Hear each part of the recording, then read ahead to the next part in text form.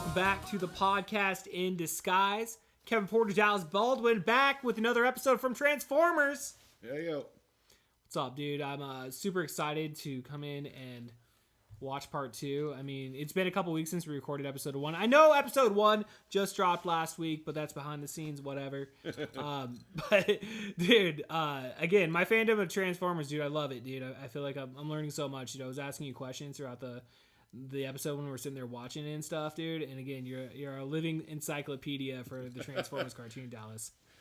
Yep, repository of useless knowledge, and proud of it. As you I should. finally get to apply it to something. I never thought this day would come, but it has, and it's here, and I'm here for it. Yeah. Your mom and dad are, I'm sure, are proud. They're like, our son's made it, dude. He's on a podcast on YouTube. It's a YouTube exclusive, ladies and That's what my old gentlemen. man would equate as a success, right there. I see myself as a successful person, Dallas. I like- operate 5 different fucking shows, dude. My dad would be like, but you ain't Joe Rogan yet. I got 3/4 of the listeners or whatever the fuck, dude. The minimalist of the listeners, dude. No, dude, we got thousands of downloads last week, Dallas. What are you talking about? We got like 6. I don't know. I haven't checked it in a minute, but we're back though. Episode 2 of the podcast in disguise, dude. Again, which Transformer did you bring for this episode, Dallas? Generation 1 Optimus Prime. That is the original Optimus Prime. The boxy one with the yellow eyes and lack of detail. So that was the original one from the cartoon line. Yeah, the action figures before the cartoon. One of the original ones that came out. Yeah. So yeah, what did come first? The cartoon? Did the action figures come because they had the comic book, and then we had the cartoon, and then the action figures, or the comic book came first as far as media went.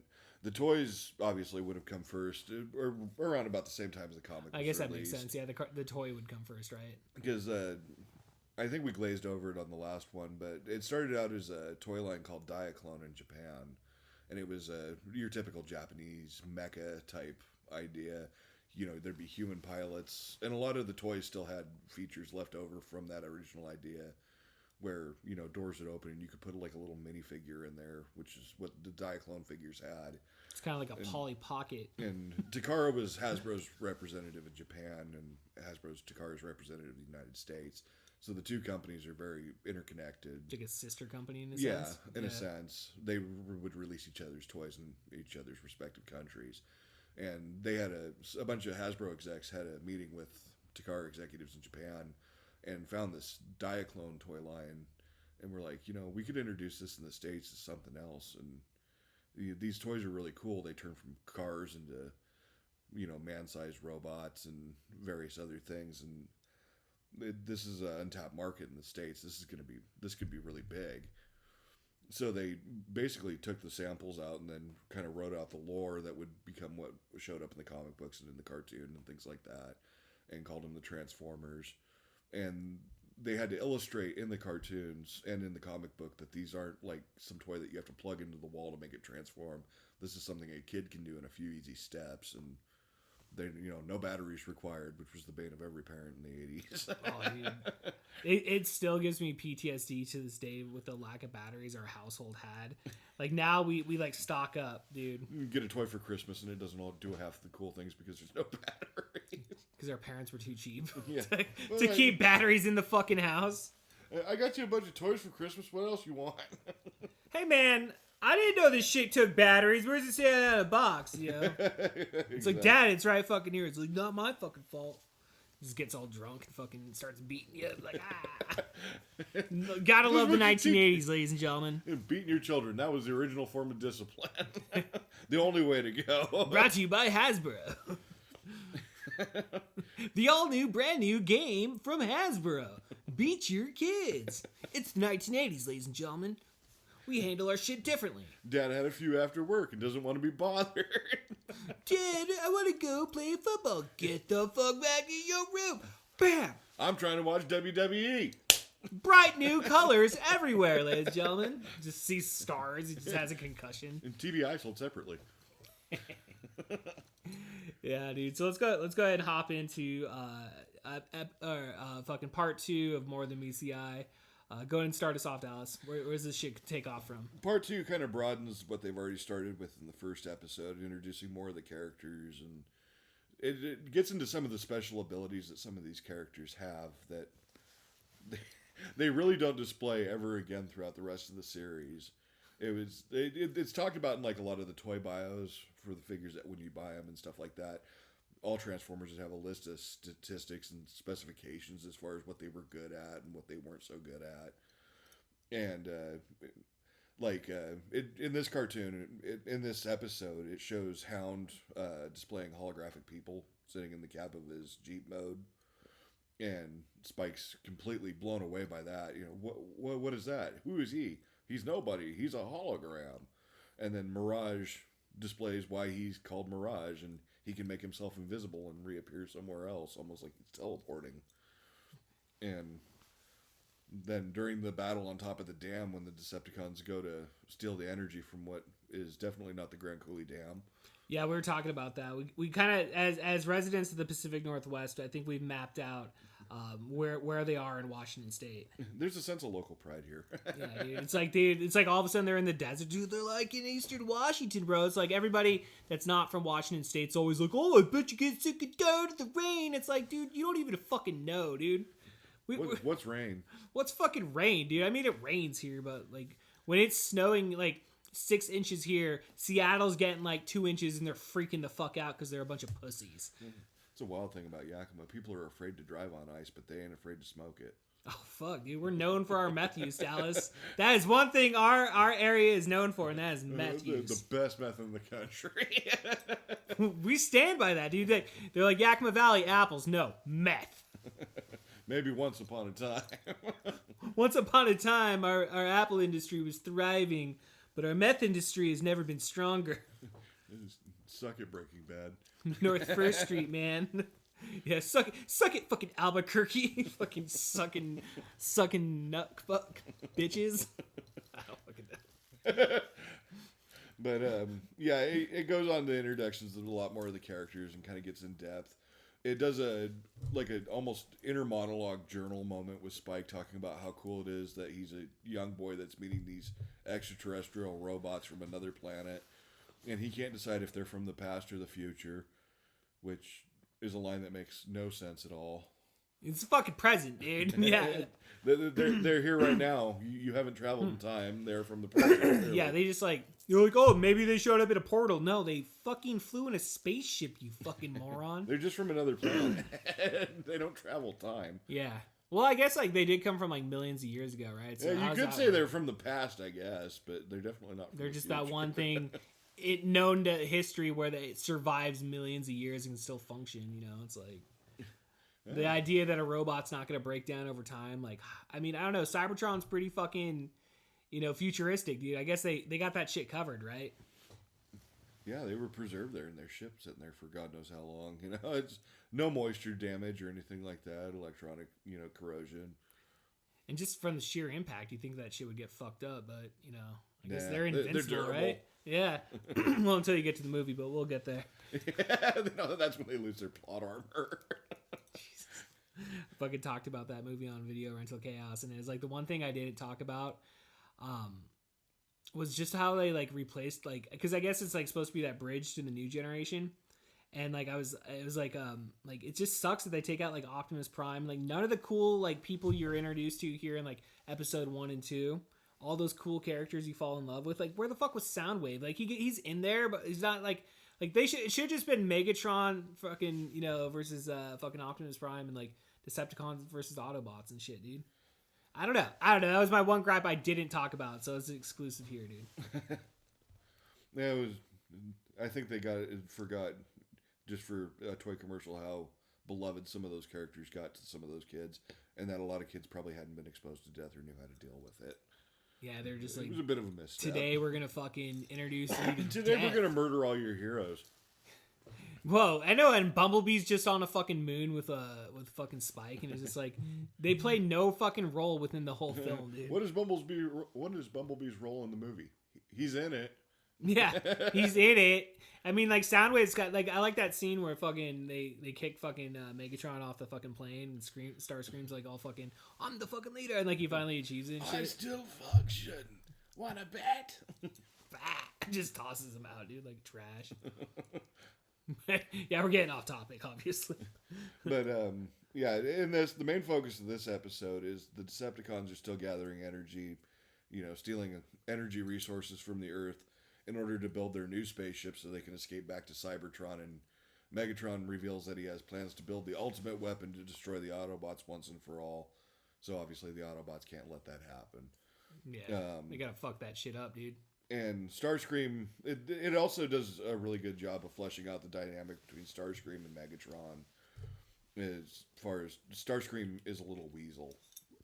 I know, like, fucking, he's just like fucking talking shit to him that whole time. Yeah, and Megatron abuses the hell out of him, to be fair, but it's funny. Starscream, and it is a funny dynamic, especially because Megatron just doesn't hold back.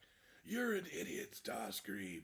I know, dude. You think about it, Starscream's just like, dude, fuck this fucking bitch. Yeah, like, I'm gonna take this shit over. You think you hate your boss? You think you hate your boss, right? Like, is your boss a fucking 700-foot tall fucking robot that comes in and fucking blows shit up? Like, I don't think so. Shoots at you with an arm cannon that literally draws energy from a black hole. For a fucking black hole, dude. What the? That's so nuts, dude. I mean, the concept of it all, dude. It's like I don't ever like think of it like as like actually something of that actually happening. I don't know. I don't really dwell that far into like what if Freddy Krueger was alive, dude? I mean, like, but as a kid though, I guess you would think that's the type of stuff you would think about like when you're watching it. It's the stuff they flesh out in the lore. That's a whole another tangent. Megatron's backstory and origins, but yeah. His weapon is a fusion cannon that it draws energy from a black hole. Oh, that's where the fucking shit gets energy. Damn, dude, that's fucking nuts. They cover it in a lot of the bios and further comics and things like that as time goes on. Dude, my memory retention is fucking dog shit, dude. Oh, mine is too. Too many TBIs. Blows to the head. Fucking bam, bam. Suck it, Iraq. What's up, Saddam? What are you doing now, bitch? He's 6 feet and under. He's been gone for a long time, dude. What's your thoughts on the Osama bin Laden fucking body departure? I ain't swimming looking for it. I know. I just like that handoff. It's just like he was never dead. John Cena lied to us. That's pollution on a grand scale, if you ask me. Think so? Oh, just fucking he's garbage. Throw your trash in the ocean. You don't throw your trash. But it's an honor to be buried at sea. Let the sharks take his ass out. Exactly. He got recycled, dude. He got straight up recycled in that shit. You got drilled in the head by SEAL Team 6. I just remember that shit went down, dude. That shit was so fucking nuts, dude. That shit was nuts, dude. And then like John Cena was like live on pay-per-view and like announced it once he won the main event. He's like, I forget exactly what he says. People out there, you can just fucking Google it, dude. It's on YouTube. They show it every time. It's out there. But like he just proclaims Osama bin Laden to be fucking dead. It's gonna be a good day. It's gonna be a good. It was like an evening when they announced it. It was like in the evening, wasn't it? I remember like someone called me when I was sitting in my pool. I remember specifically too where I was like we had a duplex and I was sitting in the fucking like the entryway of my house because I had to like I stole the internet through my neighbors because they had unprotected Wi-Fi. So for like 5 years, I just stole their fucking internet. And so I was sitting there online and I saw it. I was like, "Holy shit! They killed Osama, dude!" Because Obama came out in the corner of our room, honey. Modems in disguise. Yeah, dude. That should be the name of the podcast, dude. Modems in disguise. That's a way better name. Stealing your internet. Yeah. I felt bad for them because my bedroom was like right next to them, so they heard me bang all the fucking time, dude. And they were like this elderly couple, dude. I'm just like, every time I look at them, I just say, "What's up, dude?" That boy next door is getting ass again. It was funny because after I moved out of that place, I'd still see that old man at the fucking the gym.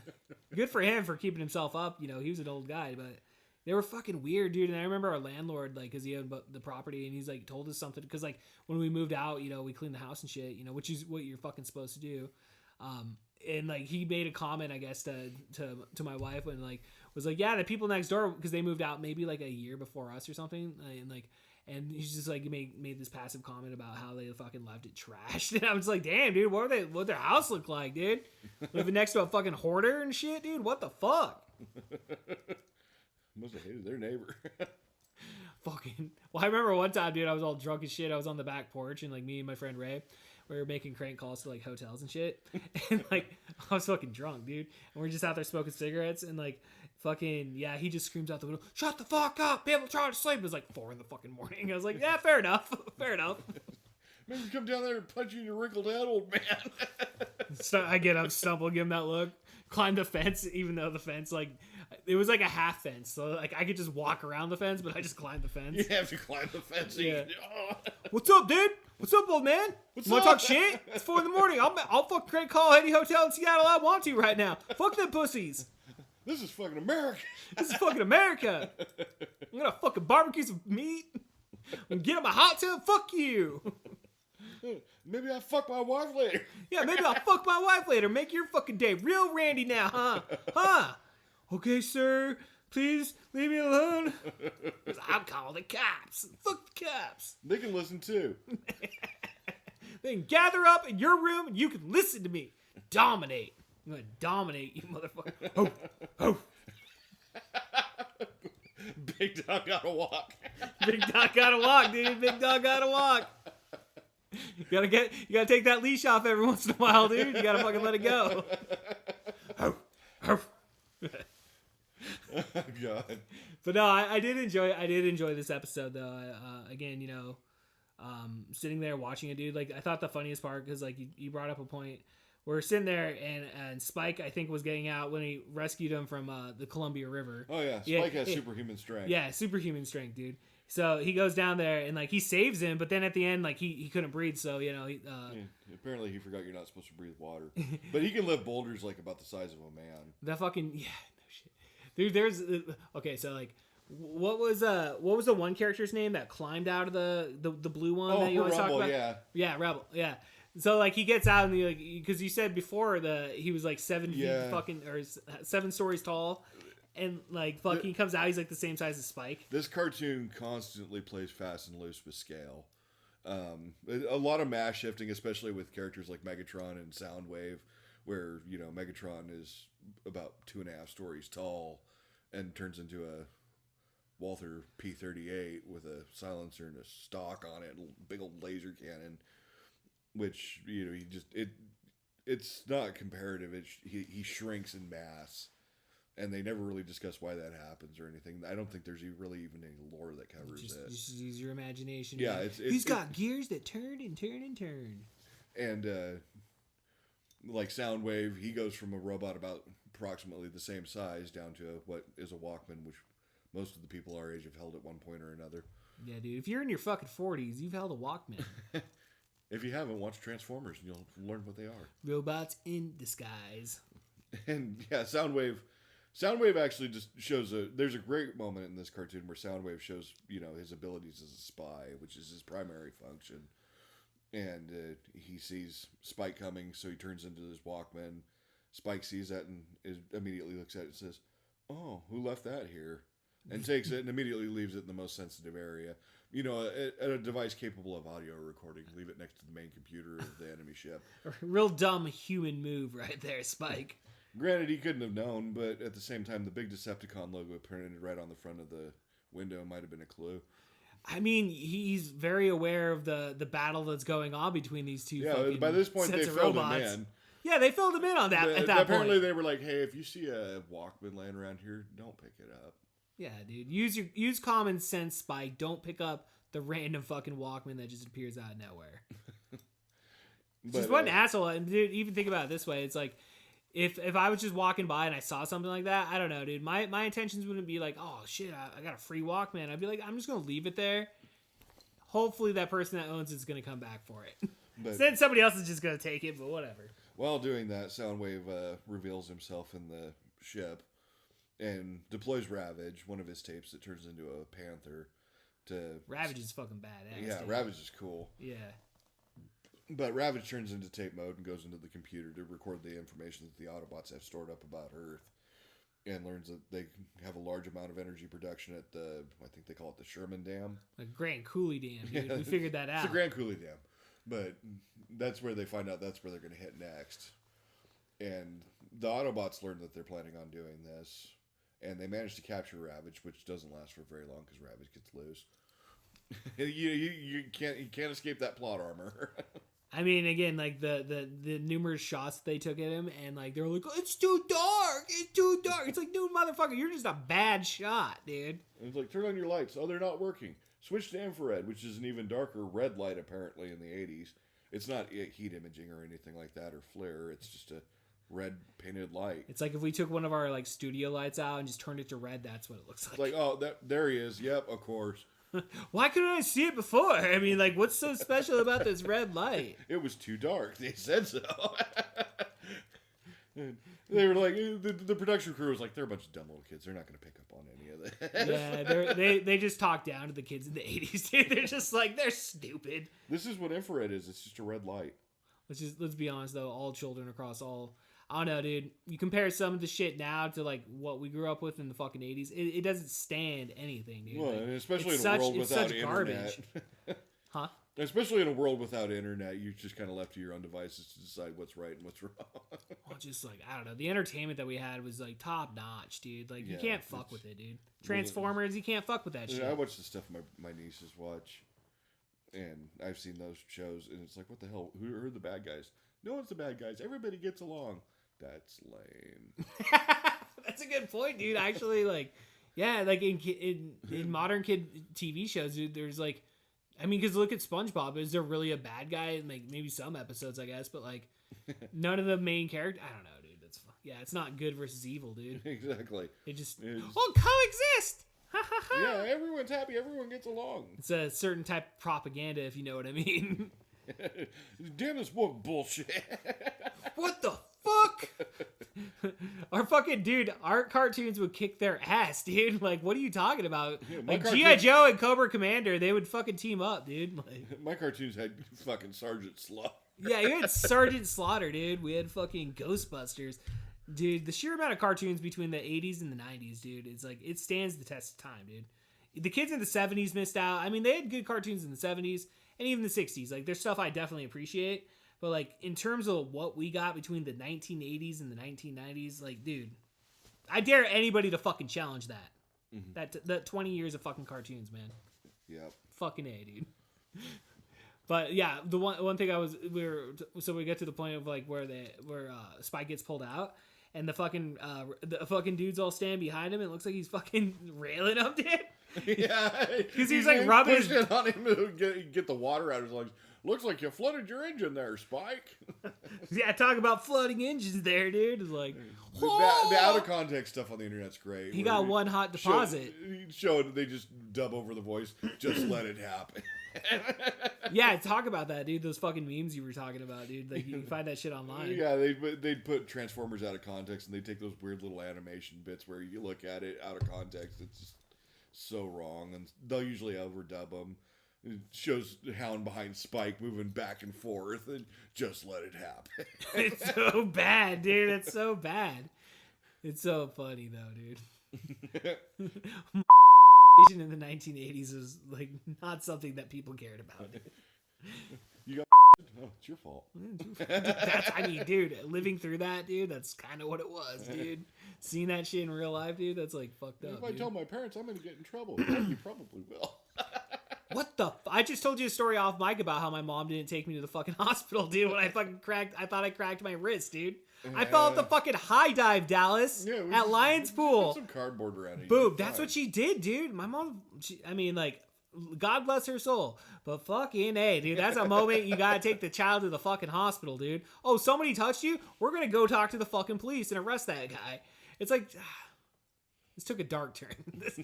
Well, dude, I mean, like, fuck, dude. That's like fucking... Oh, man. I don't know, dude. It probably explains why we don't cry. It's like hidden message shit, dude. It's like break down the conspiracy of the Transformers, dude. It's like fucking the people before Jeffrey Epstein funded Transformers and Hasbro and all those guys. Yeah. It was subliminal messaging for fucking... What the fuck? And now we're canceled. I was just gonna say... Whatever. We have to put a fucking warning it before the episode. Like, warning! This episode of the 1980s cartoon contains talk about. Yeah, this episode from the 1980s is hosted by people who lived through the 1980s. I mean, as a product of the 1980s and 1990s, I mean, I feel like I'm fair to say what I'm saying. I mean, like, I don't think I'm saying anything out of turn here. It was a different fucking time to grow up, dude. It definitely was. So let's go ahead and continue on with More Than Meets the Eye Part 2, Dallas. So they hit the Sherman Dam, the Grand Coulee Dam, suck it, and Break it down.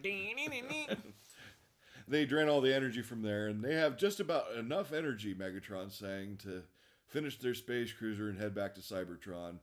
Only then he finds Starscream blasting the hell out of a mountaintop and wasting a bunch of energy, to the point where he goes completely berserk on Starscream, calling him an idiot and saying, "Why are you wasting energy? I was testing it out. You didn't need to test it out. I know it works." And then he's like, "This is why you're such a weak leader, Megatron." And then Megatron, of course, informs him, power only comes to those who take it.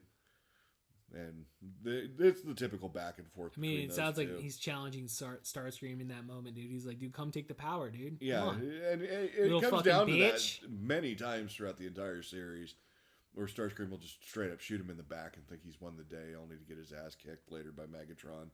I mean, it's gonna happen, dude. I mean, dude's got to step up some point. You know, you're gonna fall down a couple times, but one day, dude. I mean, Starscream's gonna take over, right? When we get into season 2, it creates an entire story arc that actually leads to the generation of new characters, and Starscream's backstabbing is the stuff of legend. I can't wait till we get to the fucking Dinobots and shit, dude. Yeah.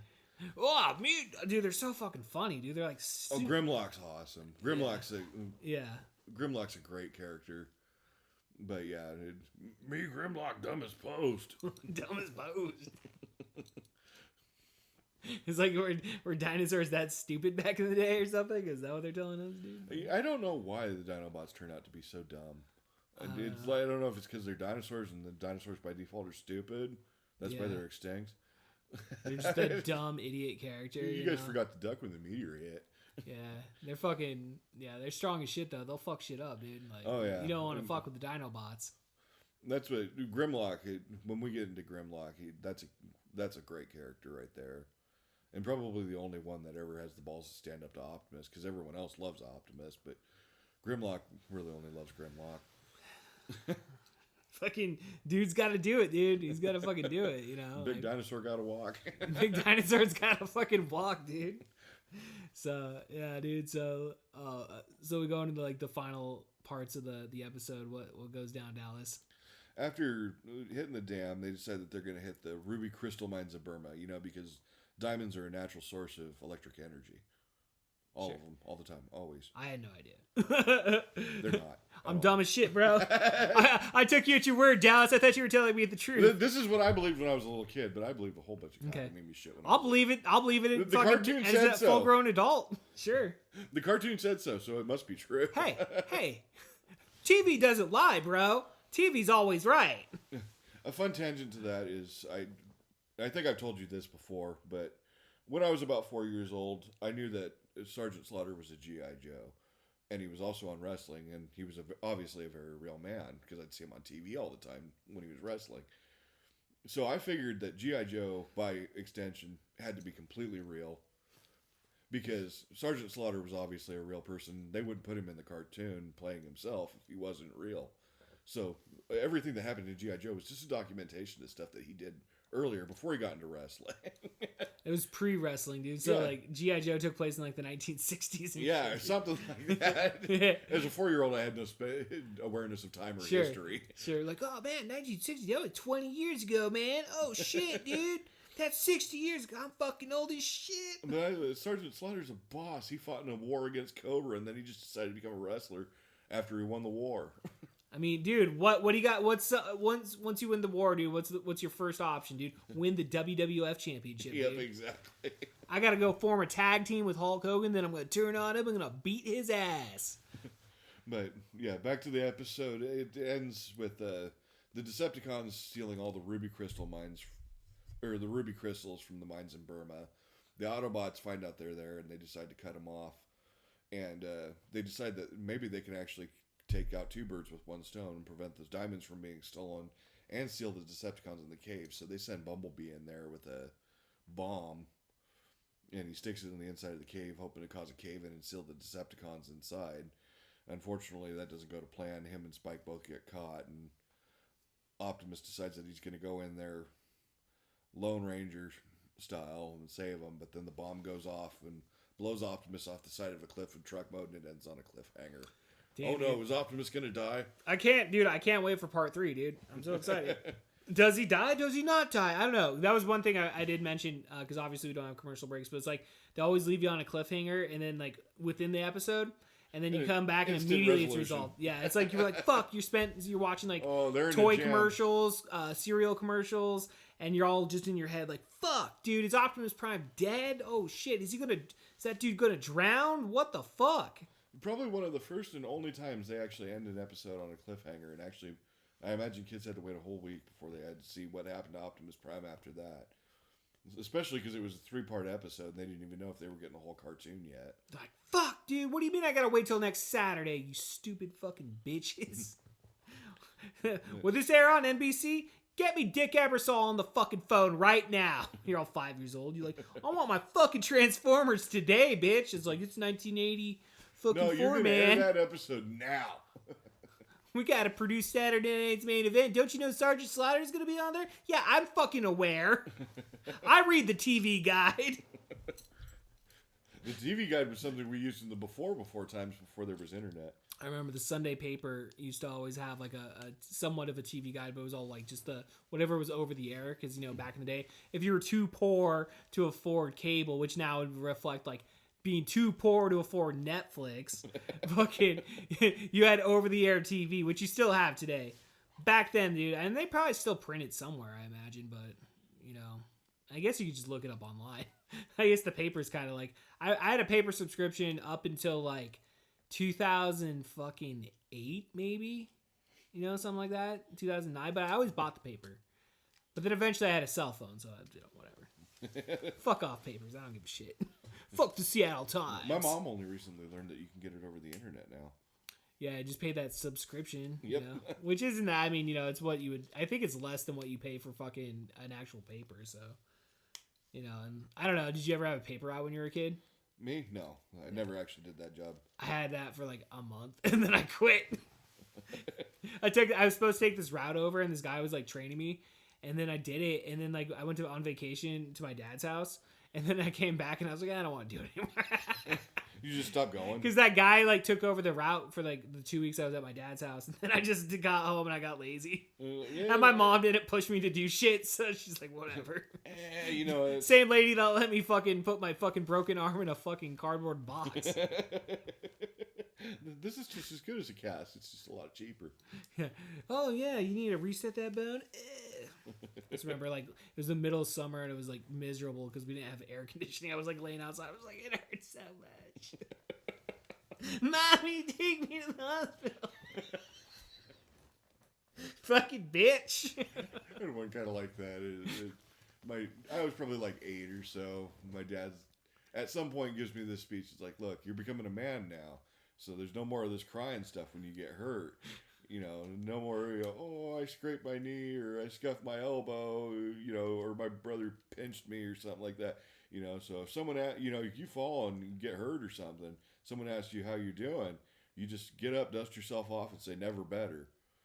And I didn't realize that he was just talking for, you know, like me crying if I like bumped into a table or something like that. Yeah. Or anything like that. I thought this applied to any injury, including serious injuries. Oh shit, dude. So I'm out riding around on my bike and I upend it and I fall off the thing and split my knee open. Damn. And it's a pretty good cut. I should have gone to the ER and gotten stitches. Yeah. But my dad, he sees that and he's like, "Oh shit. Are you okay?" I'm here choking back tears. Never better. I'm okay. He just takes your word for it. He's like, son, I think I'm going to override your... In hindsight, I'm looking back at him and he was actually concerned. He wouldn't have gotten mad or anything. He's just like, oh shit, that doesn't look too good. "Oh, I'm okay, Dad. I'm fine. Really, never better." I'm just gonna go get some toilet paper and put a Band-Aid on this. Yeah, I think that's Gash. I think that's what I did. Is I crawled into my parents' bathroom, dumped peroxide on it, and then slapped one of those larger bandages on it and called it good. Hey, I'm healed up. surprised You're that didn't still get here. I guess he wasn't wrong. He was like, here I am. Yeah, dude. People that lived through the 80s and 90s Yeah. just had to be made of sterner stuff. Yeah, dude. I don't know, man. It was a different generation, dude. Fucking light. You came home when the fucking street lights turned on. You know, you fucking watched Saturday morning cartoons. You ate fucking cereal. You know, I don't know, man. The life of a child. Go to the video store, get some fucking Burger King, get a pizza, dude. Oh, God, What? That was awesome. You look forward to Friday nights because that's the night you family rent a movie and get pizza. You don't have to go to school the next day, and not only that, you get cartoons the next day. Dude, that was the best, dude. Like, fucking ABC always had a good lineup. I remember always, like, every fall, you know, you'd always be excited for, like, what new cartoons were coming out and shit, dude. It was the best. I especially remember the line of Turtles and the Ghostbusters. I don't think I didn't watch too many cartoons when I was really little, around that time of the 80s. I'd even gotten into Transformers after the original Generation 1 had run its course. But Yeah. See, I never got it. Yeah, I didn't get in Transformers until I was, like, an adult. But, like, as a kid, like, I know I watched G.I. Joe. I know I watched fucking Ghostbusters, Ninja Turtles, and, you know, whatever else with, like, He-Man. I remember fucking He-Man. Yeah, I Masters of the remember Universe. Scooby-Doo fucking was always a thing. Yeah, because they had, like, the pup named Scooby-Doo and shit. You ever Oh, watch yeah. that shit? That shit was badass, dude.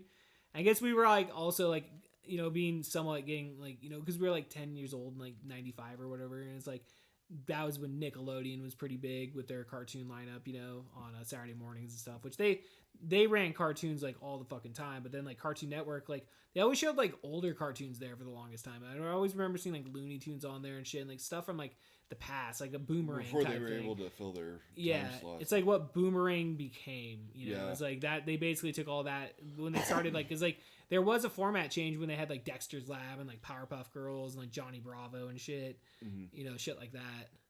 I look fondly back. I know it's probably with, like, rose-colored glasses or whatever, and people are just like, oh, that's exactly what we need, another nostalgic fucking podcast. To those people, I say, fuck you. Yeah, suck it. Suck it. Break it down. All right.